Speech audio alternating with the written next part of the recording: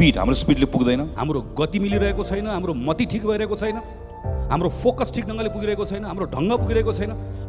एउटा एउटा आमाको आँखामा बगेको आँसु पुस्नका निम्ति राज्यले सम्पूर्ण ताकत लगाउनुपर्छ, अनि बल्ल राज्य भएको अनुभूति हुन्छ। गगनसँग अनुभव छ। म 72 साल 73 सालमा 9 महिना मन्त्रालयमा बसेर काम गर्दै गर्दाखेरि नेपालको मन्त्रालयबाट परिणाम दिन सकिन्छ भन्ने कुराको विश्वास जुन कमाएको छु त्यो विश्वास लिएर आउन चाहन्छु। म 74 सालमा कोभिड भएको बेलामा होस् वा महामारी भूकम्पको बेलामा होस्, त्यो बेलामा गभर्नमेन्टले यो काम गर्नुपर्छ भनेर पोलिसीमा काम गरेको कुराहरू सम्झेर ल्याउन चाहन्छु। ऊर्जा छ। ती साना साना कुराहरू छन् र यति डुएबल छन्, गर्न सकिने कुराहरू छन्। बसेर प्रधानमन्त्रीले मन्त्रीले एक ठाउँ बसेर यो कुरा गरौँ भनेर भन्दै गर्दा गर्न नसकिने कुराहरू छैनन्, असम्भव कुराहरू छैनन्, सम्भव कुराहरू छन्। स्रोत साधनले भ्याउने कुरा छ, नियम कानुनले दिएको कुरा छ। बजेटको बेलामा ध्यान दिएर छलफल गर्नुपर्ने छ। खल्तीबाट आयोजना छान्ने कुरालाई बदल्नु पर्ने छ। नेताले आयोजना छान्ने, कर्मचारीले विकास गर्ने, निर्माण व्यवसायले गरिदिन्छ भनेर बस्ने तरिकालाई बदल्नु पर्ने छ। यसमा काम गरौँ न। प्रधानमन्त्रीले रुचि छ यसमा काम गर्नका लागि, हामी काम गर्न तयार छौँ। अरू देशसँग प्रतिस्पर्धा कसरी गर्ने? नेपाल जति अनुदारवादी हुँदै जान्छ त्यति लगानी आउने सम्भावना घट्दै जान्छ तर्फ हामी सचेत रहने कि नरहने? चालु खर्चलाई स्थिर कसरी राख्ने? पुँजीगत खर्च भएन भनेर यत्रो वर्ष भन्यो, यसमा गुणात्मक फड्को कसरी मार्ने एक अध्ययन भएको छ। एउटा एउटा समस्याको निदान के हो हामीले थाहा पाएका छौँ। त्यसमा काम गर्ने हिम्मत गर्ने कि नगर्ने? स्पष्ट दिशा छ। क्विक विन्सहरू हामीलाई चाहियो। त्यसले थोरै विश्वासको वातावरण बनाउँछ। त्यति विश्वासको वातावरण बनाइसकेपछि हामीले कानुनमा सुधार गर्नुपर्नेछ। त्यसले अझै वातावरण दिन्छ। काम गर्ने तरिका नबदलिकन फरक परिणाम आउँदैन। उही काम गरेर फरक परिणामको अपेक्षा गर्ने कुरा केवल मूर्खता मात्रै हुन्छ। तर काम गर्ने ठाउँमा एक्जिक्युटिभमा बस्न काम नपाएको छटपटाट, त्यो काम गर्ने कुराको भोक। देश बनाउन पेटमा आगो पनि चाहिएको छ, आँखामा सपना पनि चाहिएको छ, तर यहाँ सोच्न सक्ने क्षमता पनि चाहिएको छ। क्रान्ति र सङ्घर्षबाट आएको विद्रोही चेत। हामीले देख्यौँ, हामी काठमाडौँको सडकमा उभिएका छौँ। दरबारको नाकै मुनि साथीहरू उभिएका छन् दरबारतिर फर्काएर भने। संविधान निर्माणको यात्राले दिएको देशप्रतिको गहिरो बुझाइ। नेपालभित्र बोलिने सबै भाषा नेपाली, नेपालभित्रका सबै जाति नेपाली, नेपालका प्रत्येक जात बराबर, प्रत्येक धर्म, प्रत्येक भाषा, कुनै समुदाय कोही भन्दा ठुलो, कोही भन्दा सानो छैन। स्वास्थ्य मन्त्रीको रूपमा 9 महिने कार्यकाल, छोटो समयमा दिएको परिणाम, त्यो कामको गति। गगन सरले सेपेटी डाइरेक्सनहरू फेरि गरिदिनु भनेर बाँच्न पाइएको छ। गगनजीको पालामा चाहिँ धेरै नीतिगत छलफलहरू भयो। लङ टर्मलाई चेन्ज गर्ने एउटा महत्त्वपूर्ण पिरियड थियो जस्तो लाग्छ। सांसदको रूपमा गगनले निर्वाह गरेको प्रभावकारी भूमिका। Don't take us for granted. हामीलाई हेपेको कुरा यो स्वीकार्य हुँदैन।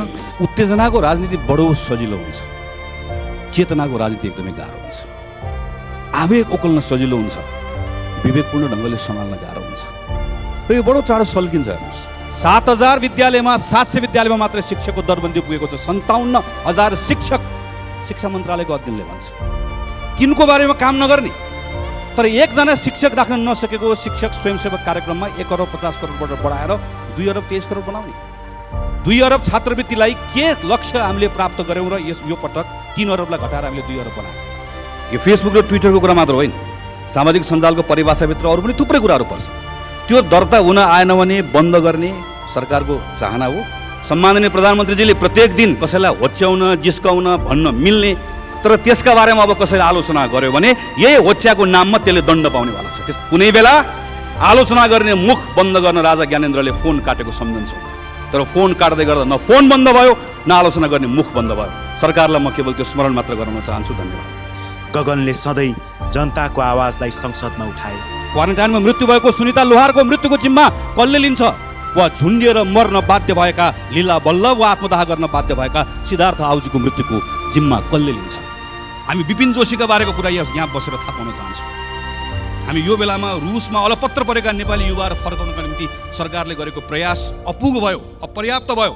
त्यसका निम्ति थप काम गर्नुपर्छ। यही बिचमा हामीले सुन्यौँ कान्ति बाल अस्पतालमा लाइन बसिरहेको एउटा हजुरबाले आफ्नो नातिनीको उपचार गराउन नसक्दाखेरि उनको मृत्यु भयो। जीवन रक्षाको सवाल छ। सुलभ चापागाई लगायत विद्यार्थी साथीहरू आमरण अनसन बसिराख्नु भएको छ। स्वास्थ्य तलमाथि भयो भने सरकारले यसको मूल्य चुकाउन सक्दैन। कोभिडको प्रभावले देशभित्रका उद्योग, खुद्रा व्यापार, निर्माण, यातायात र सबभन्दा बढी पर्यटन क्षेत्रमा लाखौँ नेपालीले रोजगारी गुमाएका छन्। सरकारी तथ्याङ्कले भन्छ वैदेशिक रोजगारीमा रहेका पनि लाखौँले रोजगारी गुमाएका छन्, जो नेपाल फर्केका छन्, फर्केर जान पाएका छैनन्। यिनीहरूको पुनर्स्थापनाको बारेमा यो चमत्कारी सरकार न केही सोच्छ न केही गर्छ।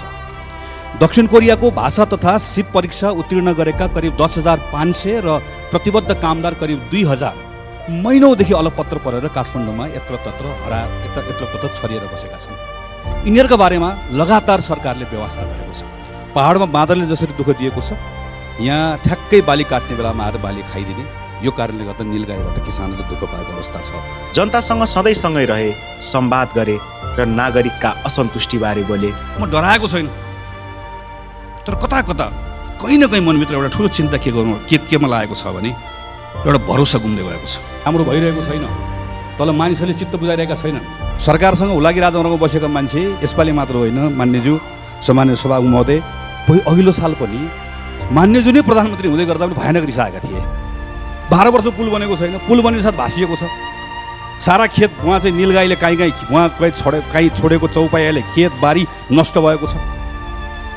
पुलको समस्या छ, बाटोको समस्या छ, यति धेरै कुराहरू छ। र त्यहाँ सानसाना सिँचाइका आयोजनाहरू 2 करोड 5 करोड 10 करोड गरिदिनुपर्ने आयोजनाहरू बनेका छैनन्। ती सबै कुराहरूबाट रिसाएका छन्। हिजो पनि रिसाएका थिए, आज पनि रिसाएका छन्। गगनले प्रश्न गरे, हाम्रो रोग प्रतिरोधात्मक क्षमता बढी छ भनेर कसले भन्यो? नेपालमा मृत्यु हुनेको सङ्ख्या कम छ भन्ने उमेर समूहको आधारमा मृत्यु भएको विश्वव्यापी सङ्ख्यासँग दाँजेर हेर्नुभएको छ। भ्रष्टाचार स्वास्थ्य सामग्रीको सूची राखेर संसदमा छलफल गर्नका निम्ति म प्रधानमन्त्रीलाई खुला आह्वान गर्छु। तयार हुनुहुन्छ सम्माननीय प्रधानमन्त्रीज्यू?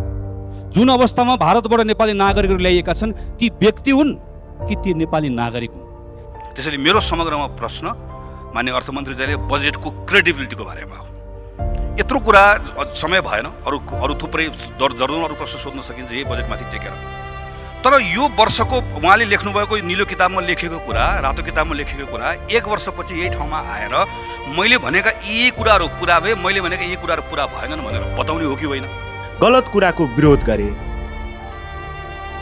आम नागरिकहरूले निक्षेप सङ्कलन गरेर जम्मा गरेको सहकारीमा ठगीको धन्दा चलाउँछ।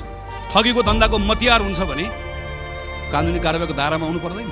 विधिको शासनको सुशासनको उल्लङ्घन भयो भने मात्र होइन, यहाँ सदनलाई सरकारले हेप्यो भन्ने प्रश्न हो। यहाँ प्रश्न एउटा आयुक्तमाथिको, महाभियोगको होइन। यहाँ प्रश्न स्वाभिमानको, यहाँ प्रश्न हाम्रो मर्यादाको, यहाँ प्रश्न हाम्रो निर्णय गर्ने अधिकार हामी आफैले राख्छौँ कि राख्दैन भन्ने हो। त्यस कारणले गर्दा म यो प्रस्तावको समर्थन गर्दछु। सुझाव दिए, कानुनमा समान बनाउनका निम्ति संविधानले सिक्छ भने संविधानलाई फेरि सच्याउँ, सुधारौँ, तर यो गल्ती नगरौँ। सर्वोच्च ठाउँबाट हामीले महिला र पुरुषलाई बराबर भएको कुरा स्थापित गर्न सकेनौँ भने तल गएर हामीले कराएर मात्रै महिलामाथि भएको हिंसा रोकिन्न। कम्तीमा पनि 5 वटा कानुन खारेज गर्नुपर्नेछ। 28 वटा कानुन, विदेशी लगानी, सार्वजनिक निजी साझेदारी लगायत हामीले टिपेर हेर्दै गर्दाखेरि करिब 28 वटा नयाँ कानुनहरू यहाँभित्र बनाउनु पर्ने र परिमार्जन गर्नुपर्नेछ। अर्थात् करिब 40 को हाराहारीमा यो संसदले अबको 5-6 महिनाभित्र कानुनमा काम गर्नुपर्नेछ। हामी ती कानुनमा काम गर्न तयार छौँ। सुशासन र कानुनी राज्यको पक्षमा खरो उत्रिए। कोही काखा कोही पाखा, मेरो तेरो, यो दलको यो झन्डा बोक्ने, मेरो पार्टीको यो त्यो नहेरिकन निर्मम भयो। जोसुकै होस्, जतिसुकै शक्तिशाली होस्, राजनीतिक शक्ति होस् कि आर्थिक शक्ति होस्, नेता होस् कि नाता होस्, एउटा पनि नछुटोस्। दाहिने बस्ने होस् कि देब्रे बस्ने होस्, कसैले नपाओस्। नेता होस् कि नाता पर्ने होस्, कसैले नपाओस्। रुखको छारी मुनि बस्ने होस् कि घाम ताप्ने होस् कि हँसिया हथौडा बोक्ने होस् कि घन्टी बजाउने होस्, कसैले पनि नपाओस् भन्ने हिम्मत। देशमा सङ्कट पर्दा समन्वयकारी भूमिका निर्वाह गरे, जिम्मेवार ढङ्गले प्रस्तुत भए। नेपालमा एउटा पनि केस नदेखिएको कुरामा आनन्दले नबसौँ। नेपालमा एउटा पनि केस नदेखेको कुराले हामीले समयको सुविधा पायौँ, इरानले पाएन। त्यही कुरा कोरियाले पाएन, तर कोरियासँग क्षमता थियो, हामीले पाएका छौँ। हामीले अलिकति मात्र सुझबुझ पुऱ्यायो भने आत्तिनु पनि पर्दैन, तर कुनै अवस्था नहोस् कामना पनि गरौँ, तर आइहाल्यो भने त्यसलाई रोक्नका निम्ति गर्न सकिने कुराहरू छ। सँग छरपस्ट गर्ने कामले हामीलाई कहीँ पनि पुग्दैनौँ। त्यसैले मैले आज सार्वजनिक महत्त्वको प्रस्ताव मार्फत म सरकारको ध्यानाकर्षण पनि गराउँछु। जाजरकोटको भूकम्पबाट करिब 92,000 भन्दा बढी घरहरूको पुनर्निर्माण गर्नुपर्ने आकलन गरिएको थियो। पुनर्निर्माण धेरै परको कुरा, दोस्रो किस्ता पनि कतिपय घरहरूले पाएका छन्। उद्वेग लाग्दो कुरा त डिडिए भर्खर मात्र भएको छ। असोजको बाढीमा भत्केका घरहरूको अस्थायी आवासको निम्ति अनुदान दिने मङ्सिर मसान्तभित्र भनेर राष्ट्रिय विपद व्यवस्थापन परिषदले निर्णय गर्यो। अघि भर्खर यहाँ चर्चा भइसक्यो। अझै कतिले सामान्य पहिलो किस्ताको अनुदान पनि राम्रोसँग नपाएको अवस्था छ। गगन अब्बल छन्, आफ्नो जिम्मेवारीलाई कुशलतापूर्वक निभाएका छन्। Very capable. We have seen in the last cabinet In fact, in our ministry, health ministry, again, very positive, so different. It's so inspiring. गगनले हाँक्ने छन् देश, सुरक्षित गन्तव्यमा देश, देश जोड्ने काङ्ग्रेस।